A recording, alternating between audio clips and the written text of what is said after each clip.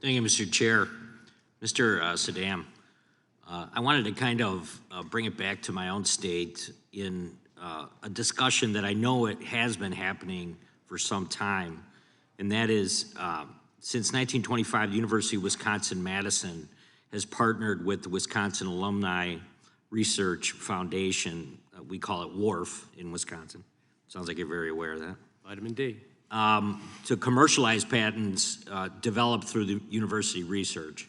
And I know there's not a member of Congress that doesn't have a similar situation with a research university in their state. This partnership has led to numerous successful commercializations in the field of biotechnology.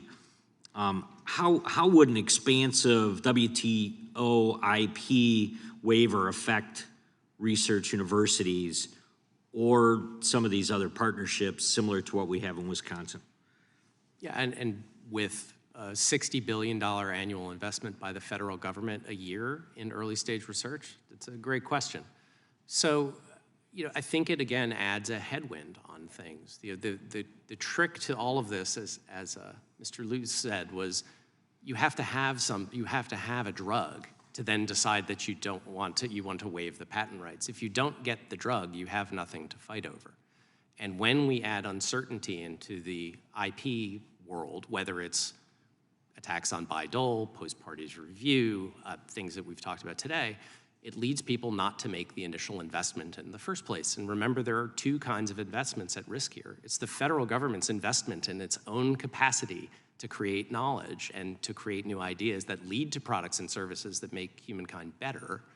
That is at risk because we need those patents. Universities file and protect those and license those, start companies around them. So there's a significant, not only risk to development of products, but we do create over 1,000 startup companies a year, which leads to economic growth in our regions, much like in Wisconsin and in New York City.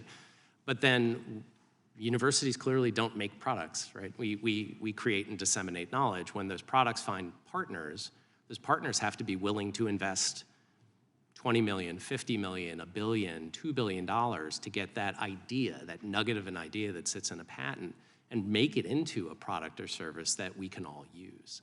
And the more risk you put into that early stage that says, well, if we put that in, but maybe someone will take it from us, or maybe somebody will be able to use it and not compensate us for it, it just reduces the likelihood that either we'll be able to license it to an existing company or that we'll be able to find the sources of capital, whether it's seed investment, early stage capital, venture capital, who are willing to take not a technical risk, not a market risk, not a financial risk, but a risk of the unknown and invest in those early stage technologies. So I think it's fairly significant at its trips and those other things that I mentioned about, especially Bayh-Dole.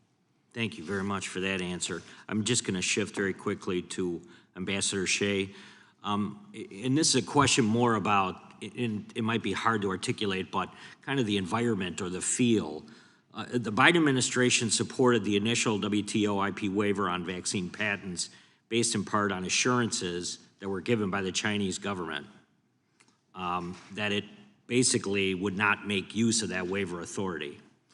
And as a former chairman of the U.S.-China Economic and Securities Review Commission, with many experiences, probably some good, some bad, on experiences dealing with China-related issues, do you think we should trust the Chinese when it comes to this? Or that's why I think members of Congress have a hard time really gauging that, because that's not something we do on a daily basis, right? General Secretary Xi told President Obama that